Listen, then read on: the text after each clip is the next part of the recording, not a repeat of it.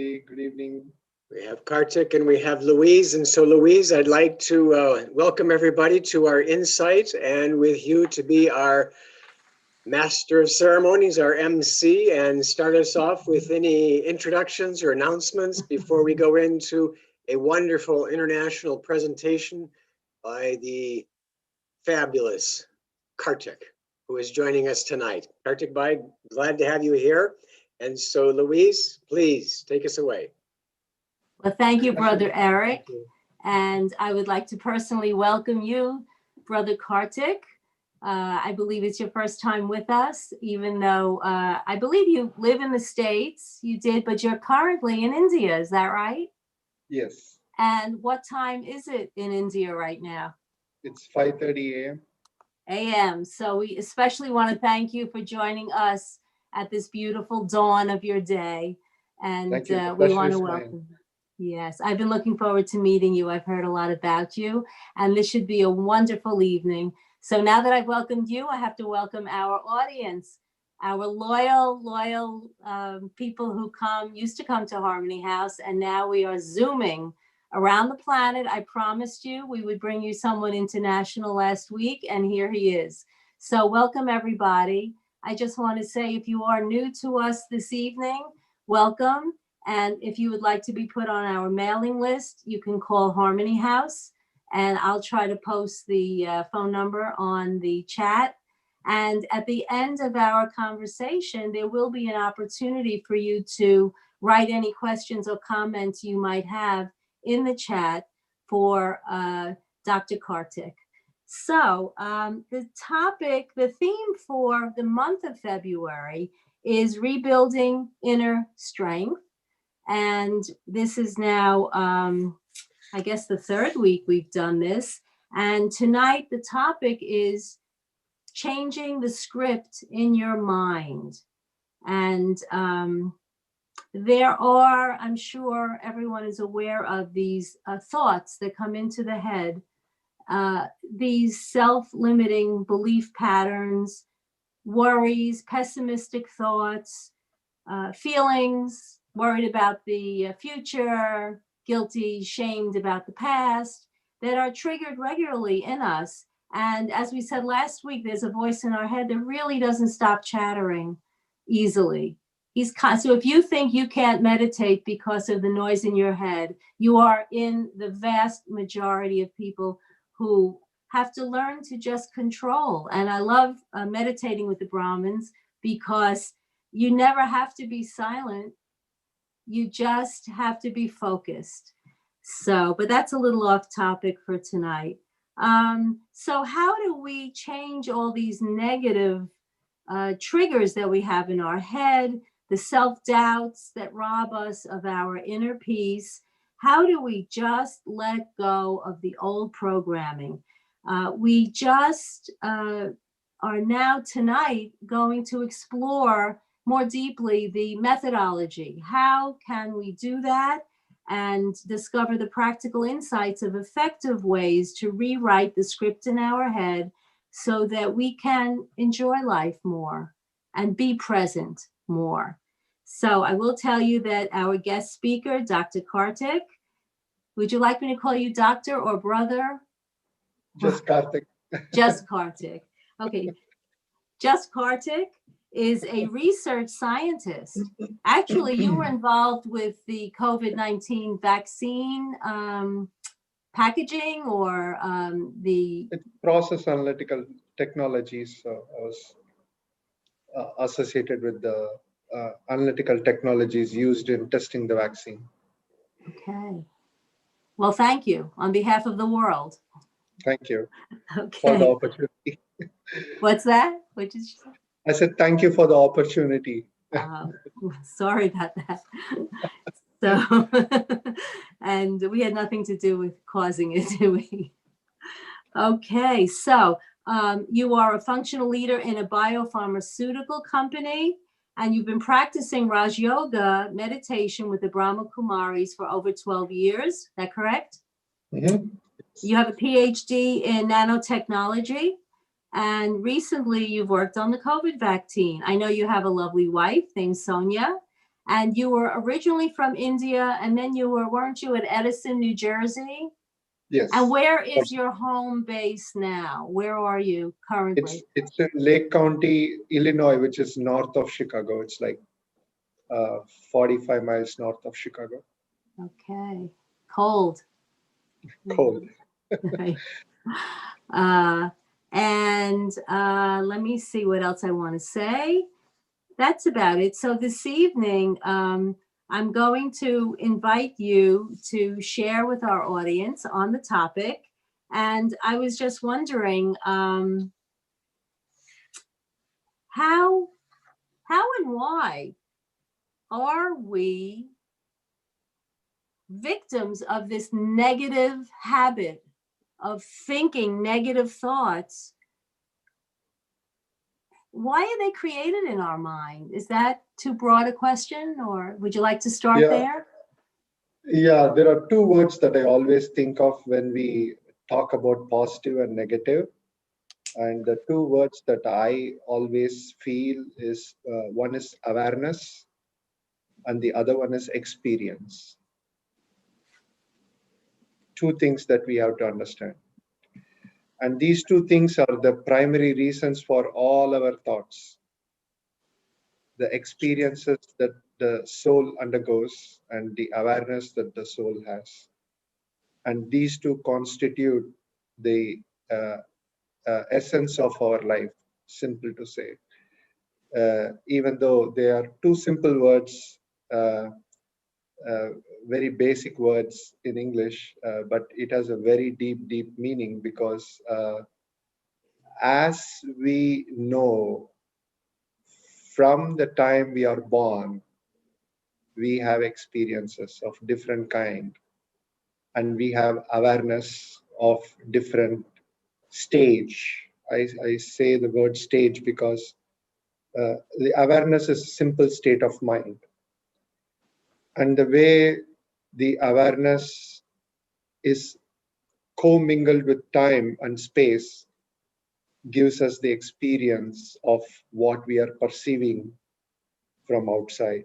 So we send out signals and we catch signals. And this is a constant process till we are in this body and living called life. So these two words are very important, awareness and experience. And if you ask anyone about their choices, it always falls back to this awareness and experience. So, for example, we were all studying in kindergarten, and then when we went into primary, middle, and high school, and then when we went to college, and then went for work. So every time or every point of the time, there was a life-changing event, and what we call life-changing events are those which completely changes our awareness patterns in our mind. And that triggers the experiences, and the experiences that we feel are completely different from if our awareness was different.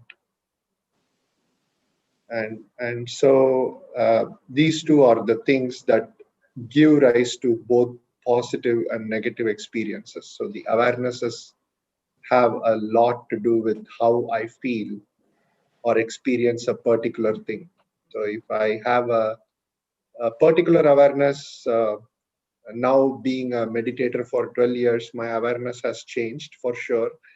And the awareness now, 12 years back, I would say that with the same experiences, with a different awareness gives me a different feeling altogether. And that kind of paves the way for my positive or negative thoughts. So the combination of my awareness and experience gives rise to those. That's my take on the question. Okay, so where does awareness meet experience, and how do they relate to each other in producing this negative self-talk that is pretty constant for a lot of people. Correct. And we tend to forget that there are various steps involved between your awareness and your experience. Awareness is an internalization event, and experience is an outward event. And then the feeling is again internal. So there's like a feedback loop that you have from the awareness all the way to the experience and back to the feelings. In short, um, what we teach in Brahma Kumari's meditation is that awareness leads to attitude, attitude leads to uh, thoughts, thoughts leads to words, actions, actions become habits, habits bring back experiences, and the experiences get registered back in your soul. And this experience again triggers thoughts. And if your awareness change, those thoughts then become different, because now your intellect is acting on those thoughts, and you are deciding whether to change those thoughts into words or actions that are useful or beneficial depending on your awareness, or make it wasteful or negative or harmful again depending on your awareness. So everything boils down to the awareness, and it's a vicious loop, and unless you break that vicious loop, you can't get out of the negativity. And if you want to get out of the negativity, you have to break that cycle. So let's go back to the beginning. I just want to clarify for myself and maybe the audience. So these become habitual, and behaviors can be triggered by the slightest thing. So I'll have something going on in my unconscious mind, subconscious mind, and I won't even know why. Let's say, I mean, somebody is annoying me. Someone is triggered. It could be something very minor, right? It could be the raising of an eyebrow. But that's changing, that's tapping into something in me that I'm not even conscious of. And then that affects my attitude, correct? Which affects my thinking, which immediately sometimes will call for a response from me that certainly may not fit the situation out there. So one is internal, one is external, right? Do you have an example for us, a particular example maybe from your own life of how that's ever happened before we jump to the solution? Sure. Do you have something to share to make it clear Yes. for us? Yes, definitely. So I always give this example of eating the ice cream for the very first time in this life when you're born, right? And so the very, very first time you were introduced to an ice cream, maybe you got it from outside a shop, you didn't know where it came from, or you went to a shop and had it. So uh, let's say that you never knew what ice cream was, or how it tasted, or what flavors they have, or what kind of um, things are outside. Like, is it Baskin and Robbins? Is it Haagen-Dazs or what? Like, there's so many numerous varieties out there, and you didn't know anything about it. Let's say that you had a very plain intellect, and you didn't think about anything called ice cream or whether they existed or not. You had no clue. The very first time you went and tasted that by an external trigger, and the external trigger was, it could be your parents, it could be your siblings, it could be your friends. Somebody said, let's have an ice cream, or they just forced it in your mouth. You never knew. But the very first time you got the experience of the taste of the ice cream, it triggered a memory in you. And if you like the ice cream, you are longing for it. Maybe you are very curious where it came from, what it was, what did I just eat, or it could be a bad experience, you never had that ice cream and you never ever want to have that ice cream again. All you remember from that experience is it was a green color, creamy stuff that maybe somebody fed you or whatever. Maybe you were And you just 2 years choked on old. the pistachio nut, right? Maybe. So Stuck in your those throat. kind of so They that, turned you upside down, trying to resuscitate. or it just somebody like fell on you with an ice cream cup and it just landed on your mouth or whatever. Wow, wow. Nice accident to have though. But let's say that you didn't like that experience or like that flavor or whatever, and you never ever wanted to have it. And every time you saw something creamy and green, that triggered back that memory of not liking that ice cream, Yes. uh, or the other way, you liked the ice cream so much that you wanted to badly have it the next day or more and more, and you were like constantly thinking about it. And the moment uh, it didn't happen, you didn't get it, you got upset, or you got it and you got very happy. So the next experience adds on to your first experience, and it builds a train of negative or a train of positive feelings. And and and and if you had a negative feeling to that experience that was built on a past experience, or it was built on a sense based thing, in this case it is a taste, right?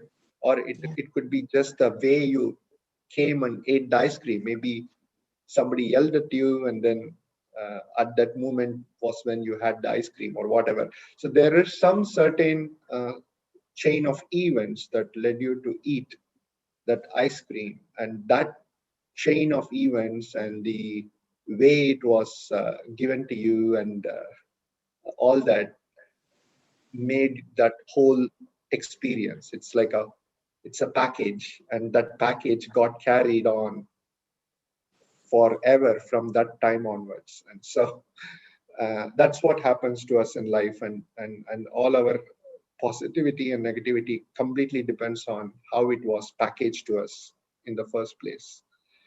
And we tend to carry it and not let go of it, and not try the ice cream the next day as a completely new event. So memory is good and bad sometimes, because we tend to carry the load of that experience forever till our grave sometimes. So it's a very powerful thing, but we never think of it like that. And it's not just eating an ice cream. Everything in life that happens in this way. And we either tend to have tax on it in a different way, or it's like this Facebook thing where like a photo from a memory from 2 years ago or 3 years ago pops up, and they say, okay, reshare your photo from like 5 years ago on the same day or whatever, and you completely forgot about it. It just randomly popped up on your screen and said, oh, share it.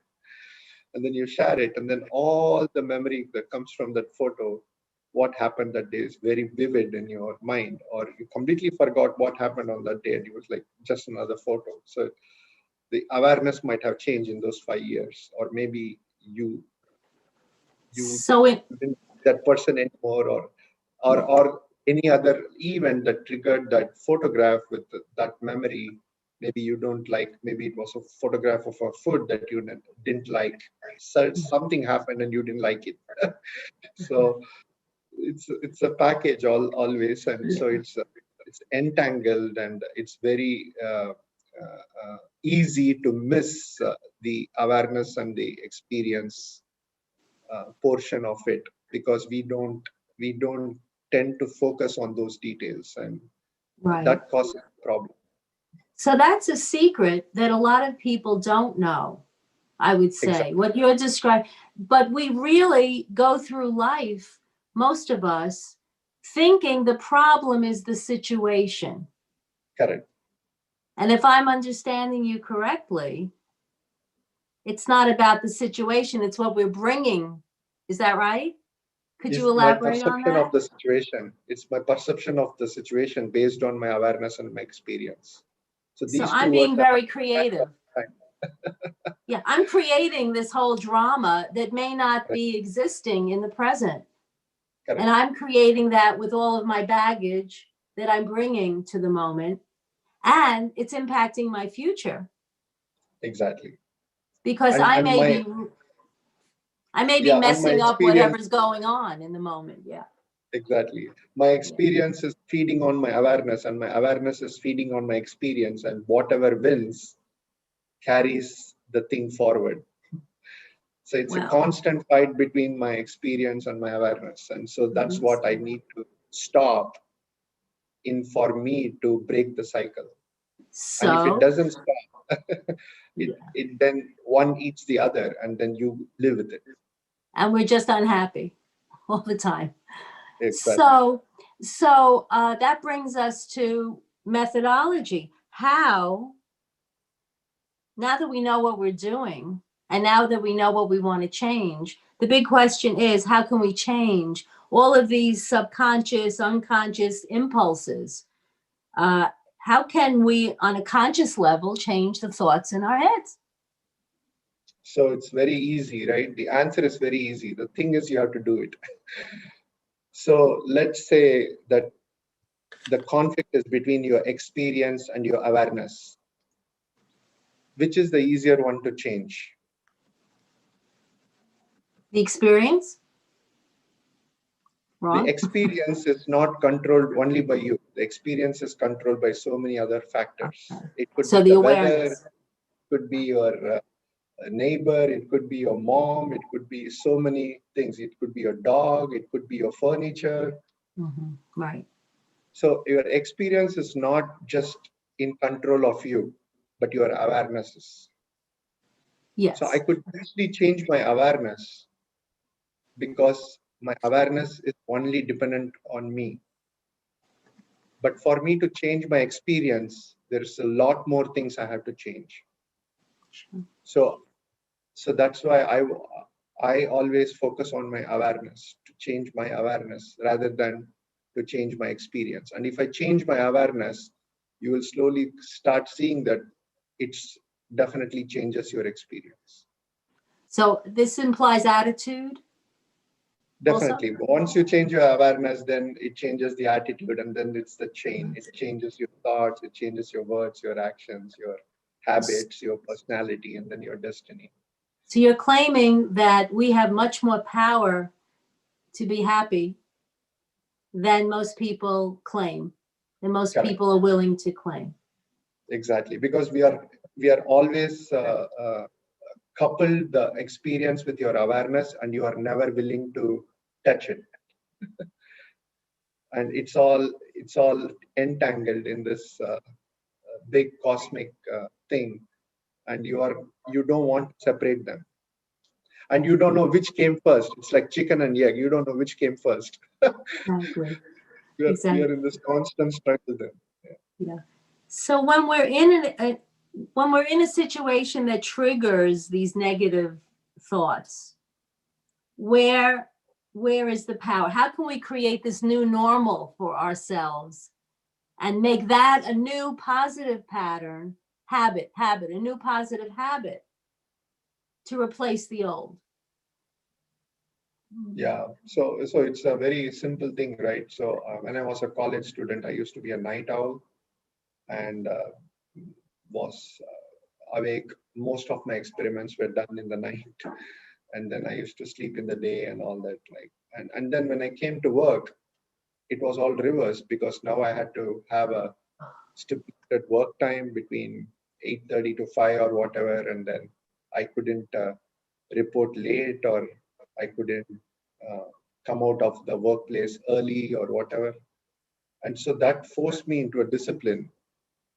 And so my awareness, what what was changed the moment I got the offer letter from the workplace saying, hey, I have a job now. I can keep doing the same thing that I did when I was a college student now because I need to have a paycheck at the end of 2 weeks in my bank. And so that change my awareness forcefully from that point onwards for me to change my routine. And if I didn't do that, I would not be in a job. It's a simple consequence of my actions. And the awareness said, now you are no more a college student, you are a working class person, and then you need to do this because it's a teamwork and you need to be available when others are available. It's not your work anymore, it's a teamwork. So I can't contribute significantly if I just worked on my own, like in silos. So I had to be part of a team and not. My PhD was different. It was all about me and my work. It was no more my work because now it's a team's work, and I had to be part of the team. So, so it was completely different. My awareness changed that I can't be an individual anymore. I could be, but not all the time.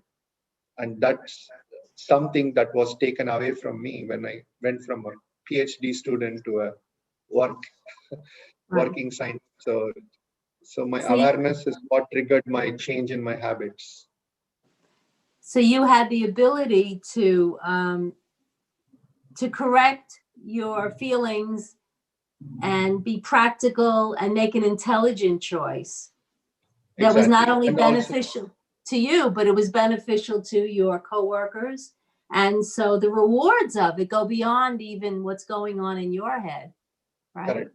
Nice. Yeah. And currently now I'm in India. I'm working in US time, so I'm awake all night. And then I'm doing this interview. Like I just took shower and I came to this interview. Um, the awareness here is that I need to serve. I could have just said that I'm working all night. I don't have the capacity to stay awake and do this session. I need to go to bed or whatever. But my interest, my passion to serve is making me do this for the greater scheme of things. And I understand my responsibility of that. And also my reason for being here is the uh, the medical emergency that my parents have, and I have to be here to help them out. And so I understand all the circumstances, and my awareness has changed because now I have gone back to that cycle of being awake at night and sleep during the day, but not like sleep the whole day, but sleep during the day because I also have some daytime activities, taking them to hospital and all that. So I'm in that uh, uh, mode of serving, and so I understand that, and that what's driving my actions. So it's and this experience is very enjoying. It's not a torture. Nobody's compelling me. Nobody's putting a gun to my head that I have to do this. But I'm really enjoying this experience just by shifting my awareness. And the shift is to serve. And that's it. The word serve is the awareness that every time I put myself out of this and say, hey, I'm enjoying this. I'm getting happiness out of this. Why not? It's more like that kind of experience. That's what I'm doing. I'm having currently this awareness, which is different, completely different from if I was in the States and working and all that. So this lifts the discussion for me to a whole other level because this is more than practical. Mm-hmm. Couple of things. You've mentioned that it feels joyful. That's a change in you and your attitude, your awareness, and you've chosen to see this. And the Brahmins always say that if you're doing service for a higher good, in service of God or your higher self, it's effortless. Yes. And Anything that you have passion is effortless. yeah. And if you're tired, you're doing something wrong. Now, that may not be true all the time, but it does take an enormous amount. I remember reading about how the human body, when it feels tired, is usually not physiological. It's a lot mental. So you've just modeled something very beautiful in the way we have the ability to transport, not only for practical reasons, but for some higher purpose. And that choice is always there for us. Is it there for us in the middle of a pandemic even? It doesn't matter what time and space you are in, as long as you have that awareness is much stronger than any of the things of the external situations. Again, the awareness is dominant here. The experience is not being measured as a torture or effort or pain, or you don't perceive it as that. The experience from the awareness is feeding the experience as a pleasant one. And for a third point observer, oh, it's very like my boss was saying, like, how do you do this? You are awake all night and you're working US time, you are available for all the meetings, and then you are saying that you have a meditation session and you are doing this and that. So everybody is amazed around me that I'm doing this. My parents are amazed, my co-workers are amazed, everybody who's hearing this is amazed. But personally, for myself, it's a very pleasant experience and enjoyable one, because I'm serving on both ends, on a spiritual level, on a physical level, and it's giving this soul satisfying experience that I'm enjoying. That and it reflects on my face, like it's very fresh and energetic and with zeal and enthusiasm. And if I hadn't told you my experience, you wouldn't guess, even in a wild way, that you would have thought I had a good night's sleep and I woke up at 4 a.m., did my morning meditation, and I am here. But I'm awake all night, and you won't see a drip of the drowsiness or sleepiness. That's right. That's right. My face, So, because I feel so enjoyed. yeah.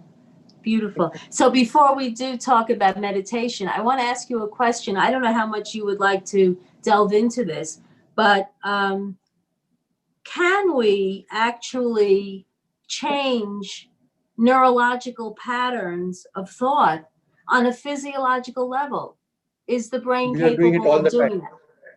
We are doing Could it you all the time. elaborate on that for our audience? Again, I'll go back to the ice cream thing. You are tasting it. The taste goes as a nerve signal to your brain. But the satisfaction that you got from tasting the best ice cream, let's say from New York, the best ice cream from the best shop, at the best flavor or whatever, and it's that feeling is priceless. You can't, it's not tangible. You can't measure it. If somebody asks you, how happy are you eating this ice cream? You're like, so happy. Like, you would have all the exclamatory words, but you wouldn't be able to fit it into a number. And that's what we're talking about, that the feeling beyond the senses, even though it's triggered by the senses, that you are not able to understand or measure that happiness or that peace that came out of that senses. Maybe it's conditional, but the feeling itself is beyond that parameter of measurement. Okay, and, so and no humans can explain that. Yeah. Let's talk about converting the negative into a positive. Can that be accomplished? Like, people are into positive affirmations, and a lot of people don't believe that we have that kind of power. Where do you stand on that? As if I don't know. I can guess. I completely believe on the positivity of the soul, because it's our original factory settings. So you buy a computer and it's a Mac or a PC, and it comes with operating system that's loaded onto it. For every aspect of it, a Mac is going to behave like a Mac, a PC is going to behave like a PC unless you change the operating system. Our operating system is fundamentally on the qualities of love, peace, purity, and happiness, and all that. So we all understand beyond our uh, uh, caste, creed, race, origin. Like you ask anyone in the world, anyone, a child, adult, anyone, and nobody is going to say, I don't want to be happy all the time. And nobody is going to say, I don't want to be loved by anyone. Even Hitler was in love, right? So even Hitler was in love. Yes. So love, peace, these qualities are our factory settings. The most cruel person can have those qualities. Maybe they are only feeling it with a selective number of people, but they still have it. So when we remember and believe in our innate qualities of the soul, and we learn here, we are not a body with a soul, we are a soul with a body. And before it gets bombarded with being in a body and dealing with people and being criticized and humiliated, or we develop whatever we develop and carry with us, before that, there is a state that we can return to and that we can reprogram by remembering our innate spiritual identity. And that's the reference point for change then. Is that what you're saying? Exactly. And everyone does it at their own capacity to a certain extent. Somebody can do it for 30 seconds, somebody can do it for 3 minutes, somebody can do it for 30 minutes, somebody can do it for 3 days, somebody can do it for 30 years. It's the capacity to hold on to that stage of mind. And that's what we are practicing by reconnecting ourselves to our original nature. Because everyone understands that this is our original nature. The only thing that they are not able to understand is how can I keep it longer? That's where the confusion is. The confusion is not about being happy, but it's about how. Mhm. So the Brahmins do an open eye meditation Mhm. because we are walking and talking with that feeling if we're in what you called it.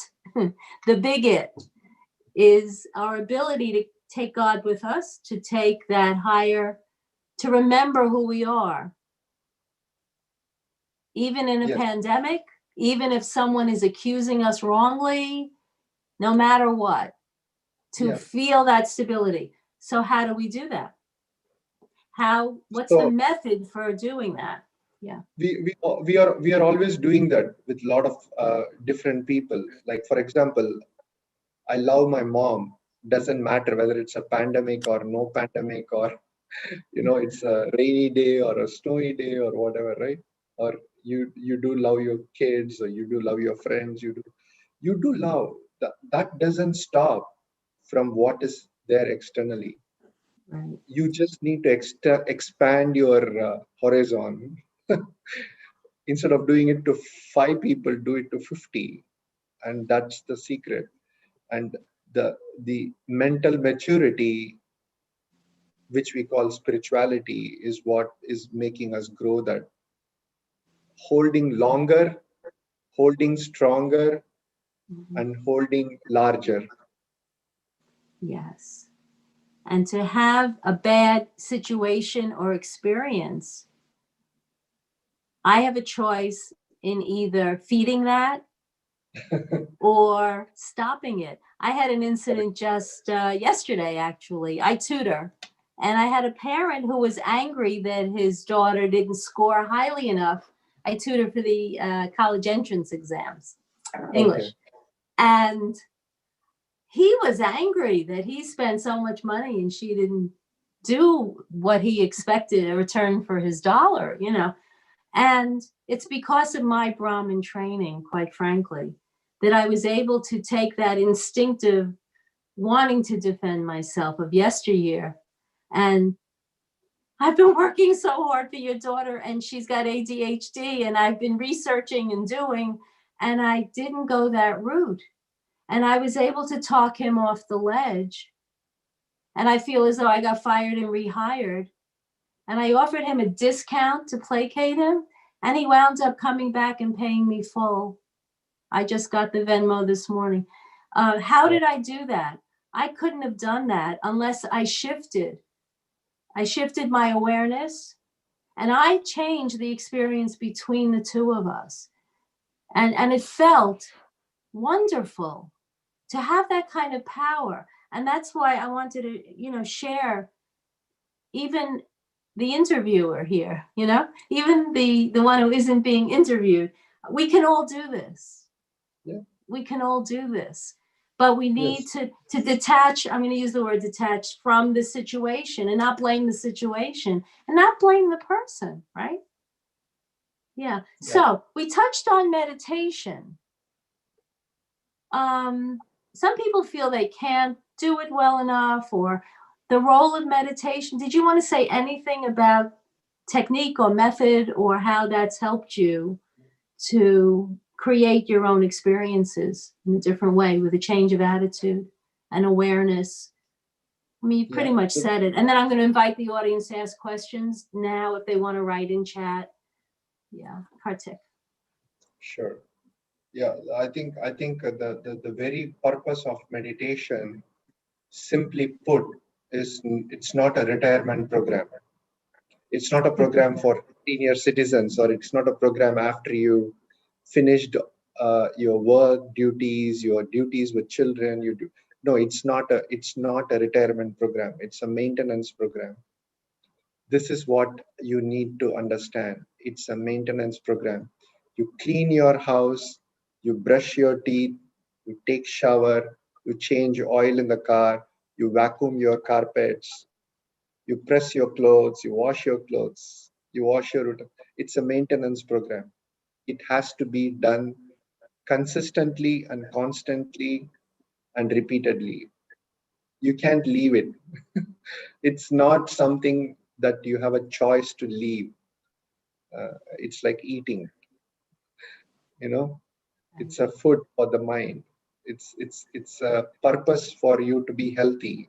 It's not just important for you to be hitting the gym and getting all your healthy diets and stuff. It is very important for you to have a healthy mind, to have all the other things to be experienced in the way it's supposed to be experienced. And so we have to reprogram ourselves first to understand that spirituality is not for just ascetics.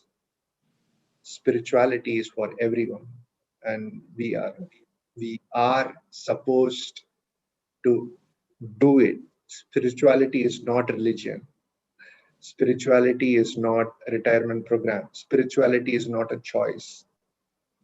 Spirituality is something that has to be integrated with you, as important as your food for the stomach. and and only when we understand this concept will we really strive to have meditation in our life. Unless we don't understand this seriousness of having meditation, it's going to be effort, it's going to be pain, it's going to be discomfort, it's going to be no, I can't focus, or it's going, you can have 1,000 excuses, but what's the purpose behind? The purpose behind is so I can get some stability of my peace and my love, which I won't deny if somebody gives it to me. And this is something that is not given to me, but it's my birthright. So I need to have it. That's my And first. Yeah. It's our birthright, and it's our innate state of being that Being, we and we at this. Yeah, I'm sorry. and we are not going to be peaceless or angry about it. We can't, because that's my innate quality, not to be angry. So it's So for we're in if the you if you minority, aren't we? We're in the huh? minority now, aren't we're in the Yeah, minority in this world right now, aren't we? correct. That takes Yeah, courage, doesn't it? When it does everybody take is courage.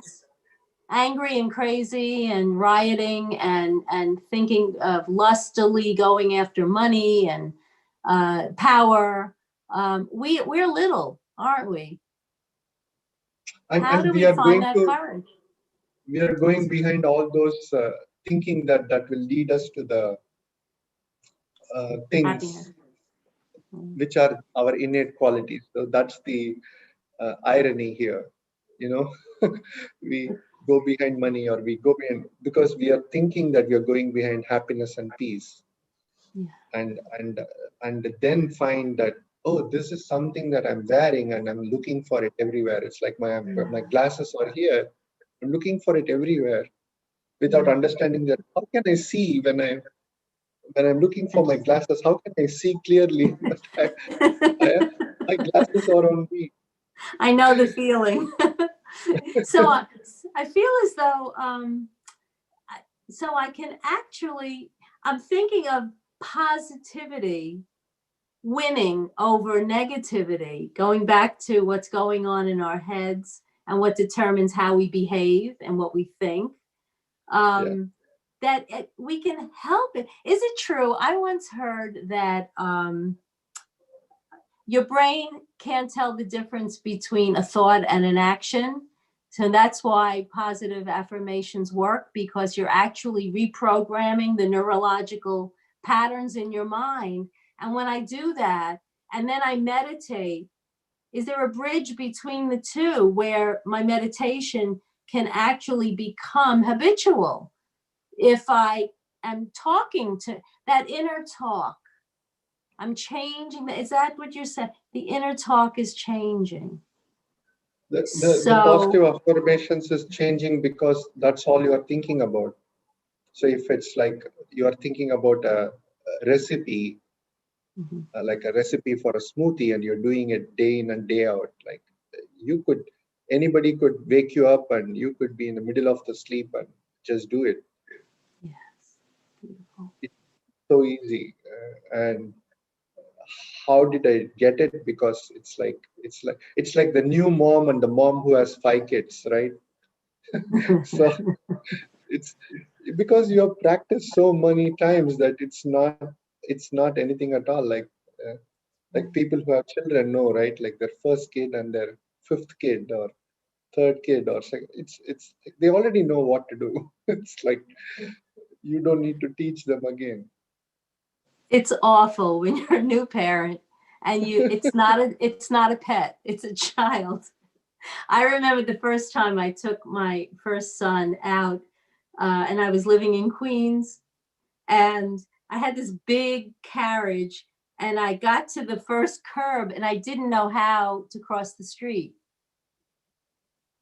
It was so scary.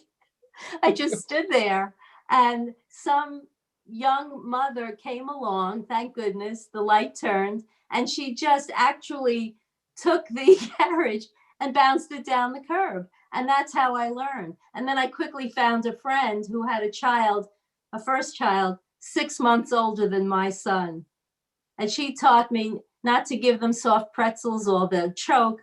And then by the time I had my second child, it was exactly what you're saying. So experience is a great teacher, and it's also a great relaxer, unless we're Correct. programmed to worry, right? Yeah. Yeah. And you So are aware of what can go wrong, and you are willing to learn. That what change your awareness. If you are not willing to learn, and if you still felt like you were a kid and you had a child, and you are still behaving like a kid and not like a mom, you would have never learned from that experience. Even though the experience was trying to show you something, you would have just ignored it, and you would have been a bad mom. mhm. And you would have just repeated the same thing with your second child or your third child. So Exactly. And I have to tell you, I was just looking, I was 23 years old when I had my first child. And I'm thinking of all the people my age now who are feeling they can't change, maybe feeling that they're too old. Now, I know from teaching, it's easier. You give me a mind that's 17 years old and you know it's not finished developing the brain. There are areas of the brain, but when you're talking about the difference between 25 and, I'm not going to say how old I am, so I'll say 50. Don't laugh. Stop it. Little body consciousness there. Sometimes we feel like we can't change because you can't teach old dogs new tricks. How do you feel about that? Just curious. again, the old and the new comes from the entanglement of the awareness with the experience. So as long as you are able to understand that this entanglement has to be, uh, you know, Yes. so then you can uh, easily understand what is required. Right. There will be no confusion. The clarity will come. Right. Very good. So, excuse me a second. I'm seeing that it says there are 2 comments, but I was wondering if anyone at this point had a question for Karthik? The audience? We have a quiet audience tonight. I don't see anyone. Eric, do you see anyone? I see Karthik. That's it, huh? That's Okay. it. And your finger. Yeah, well, I'm trying to find some. Okay. Anyone have a question? Can they unmute if they have a question, Eric? If they have to raise their hands, and then we can help them out. Okay. How to stay Okay. peaceful. You got that one? Yes, I see Victoria. Where did that come from? Wait a minute. Chat. Okay. Victoria is asking how to stay peaceful when other people react with anger. So the simple trick is think that they are throwing garbage at you, and if you're not peaceful, that means you caught their garbage. So basically, you became a trash can for their anger. That's the simplest trick that you can employ to understand that you don't want other people's garbage at you. And so, as long as you can avoid the garbage, that means avoid becoming angry yourself. Beautiful. Okay. Anyone else? Well, this has been really eye-opening for me and an incredible exploration, especially during these times that are so challenging. And I just love that you explain how we can change, and you've done it in a very practical way. Is there anything else you'd like to share with us? We have a few moments before we go into a final commentary. I just see another question. Oh, here we go. Yeah. Please elaborate on awareness. Yeah, and also they are saying ask yourself to get clarity. What kind of questions should we ask?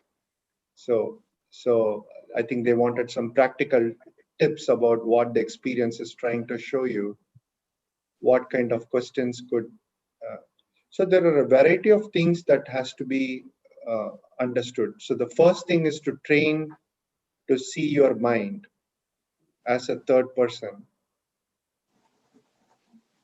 and see what kind of advice you would be giving that third person if somebody else was acting the same way as you are doing currently.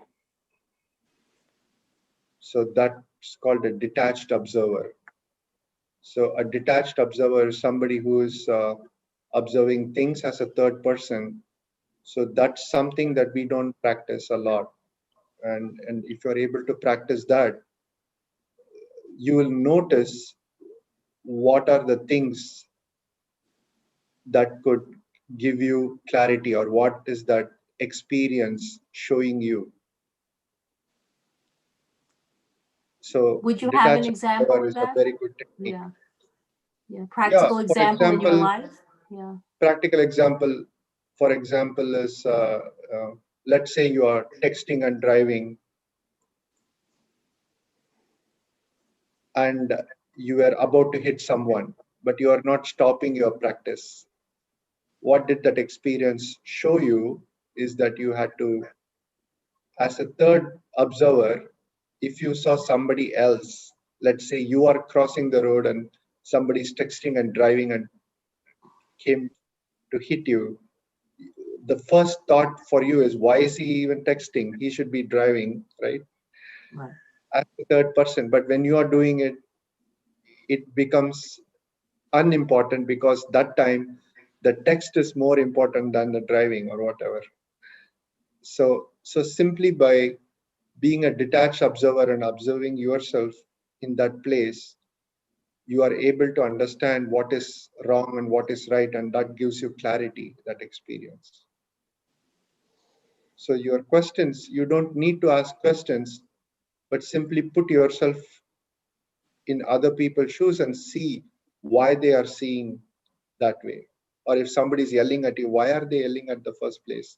Why are they angry? If I was in their place, would I be yelling too, knowing that person or whatever? Like Mhm. putting yourself in other people's shoes, and then you can understand the essence of what you're supposed to do currently. Yeah. And that will give you that benevolent, merciful feelings that might uh, make you act normally than make you act in a hyper state. So that would be one of the things I practically. Yes. And this is the awareness. So the follow-up question is, please elaborate on awareness. So this is my awareness. My awareness is to put myself in other people's shoes as an observer, which I don't do most of the time. When Mhm. I am doing an action, I conveniently ignore my actions because I am not the victim of my actions. So it's very easy or convenient to ignore that because I'm not the victim.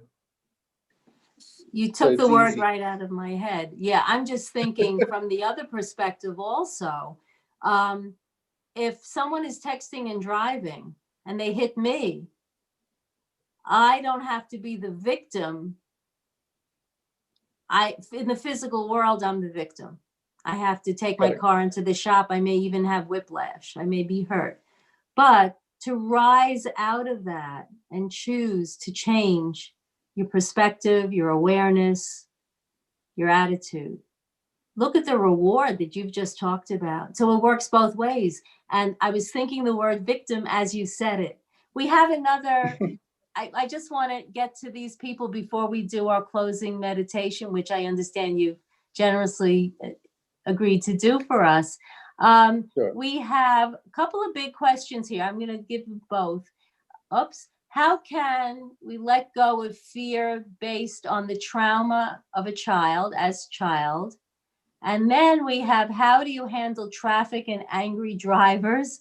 How do you stay calm, detached, but at the same time maintain dignity when they are angry at your driving rashly? We kind of just touched on that.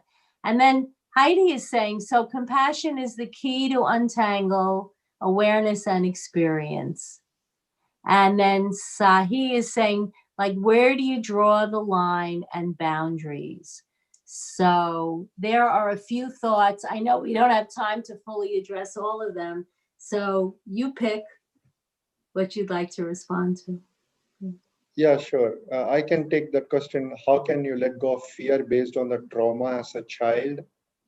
So between now and when I was a child, there are so many things that has changed. And why that has changed? Because I have better experiences, mature experiences that tell me otherwise, right? So I could be afraid of the dark when I was a kid. right? Maybe I'm afraid of a ghost or something or whatever. So the trauma was created in the first place out of ignorance. Yes.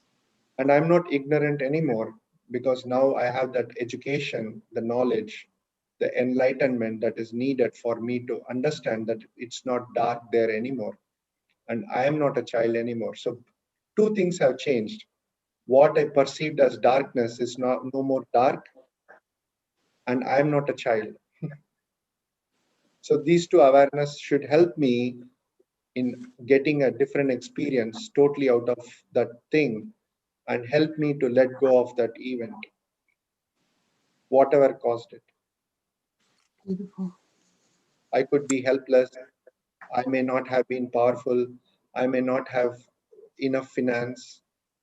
There could be plenty of things that made me go through the trauma as a child, but none of that is true as of today. That's right. And I can So choose to live I can in choose to that live. Why awareness. should I hold on to something that is not real anymore? Right. It It's was, but it's not now. So beautiful. that's the living in the present. So that's one thing. And then I have the how do you handle traffic and angry drivers? You simply ignore people with childish objectives, right? That's right. Like Well, if a 3-year-old. mm, So it's not worth our time to ponder over strangers, you know. So that's why the meditation will help in order to overcome these kind of things that normally cannot be handled. yes. Well, You have to speaking of do something. yes. Speaking of meditation, it's that time. So would you please lead us in a short, maybe just 3 or 4 minute meditation, reflective commentary of Sure. your inspiration? Thank you so much.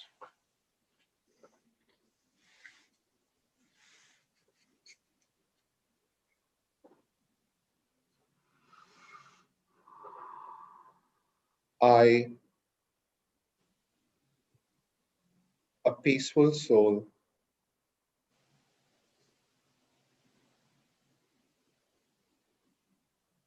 with my innate qualities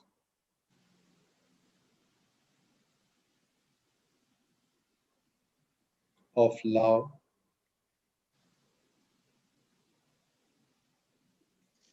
peace, purity, happiness, bliss, power, and wisdom.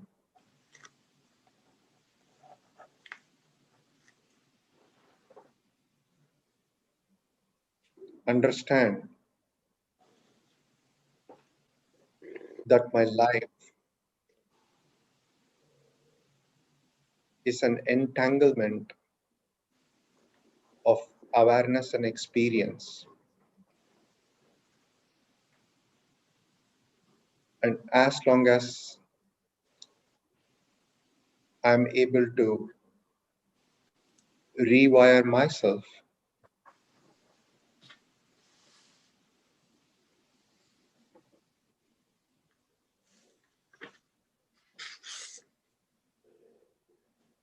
my awareness, disconnecting them from vices of lust, anger, greed, ego, and attachment, and connect myself to my original innate qualities, I should be able to get rid of my negativity and baseful thoughts and be able to remain positive and stable in my original innate qualities. Om Shanti. And thank you. Om Shanti. We have two comments that I'd like to honor. One says, Vera Eli is saying, thank you for a wonderful lecture and for reminding us that we have the tools to deal with our mind. And Janet is saying, thank you, Karthik. It's very helpful and articulate.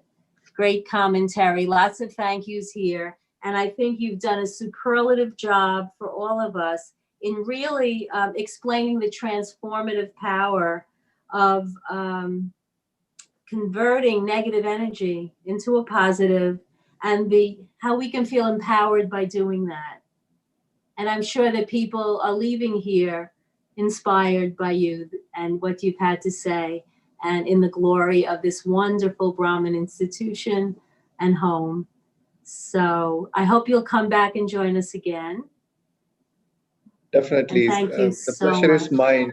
And thank you so much for the wonderful questions. It was very nice to chat with you. And you. Thank you. Very quickly, I just have a few short announcements. We're starting a new series of meditation classes that begin on this Monday. March 1st is this Monday, 7 o'clock. To register, please call Harmony House, 773-0971, area code 516. And that's a very lovely introduction to meditation. Next Thursday, March 4th, we have right here, same program, 6:30 meditation, 7 to 8. The topic will be ingredients to keep the mind in order. And our guest speaker is Dr. Sunita from India. She's quite an accomplished meditation teacher and has won numerous national and international awards for her accomplishments. So, and then I have a quick save the date. We have a very special event called Shivratri, and that is on Saturday, March 13th from 5 to 6:30. And the topic will be love and God. It's a holiday, not a holiday, it's a celebration of the incarnation of God, Brahma Baba, the gentleman that we have the big portrait of. So we hope you'll join us then and every Thursday. And again, thank you so much. And thank you, Brother Eric. And till we meet again, Karthik. Thank you. Om Shanti. Thank you, everybody. Karthik, good to see you. Hope the family's well. And bring back some more vaccine. We appreciate that. Yes. Thank you. Definitely. Thank you and good luck. Yes. Very good. Thank you, Eric. Get some sleep. Thank you, Venus. Om Shanti. Go to sleep. Sure. Om Shanti. Om Shanti.